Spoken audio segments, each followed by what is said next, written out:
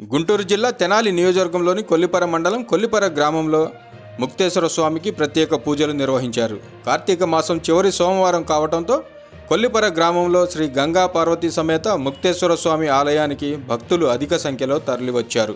భక్తులు స్వామివారికి ప్రత్యేక పూజా కార్యక్రమాలు నిర్వహించారు. అనంతరం భక్తులకు ఆలయ అర్చకులు తీర్థప్రసాదాలు మంత్రపుష్పాలు అందజేశారు. ఈ సందర్భంగా ఆలయ ప్రాంగణం భక్తులతో కిటకిటలాడింది.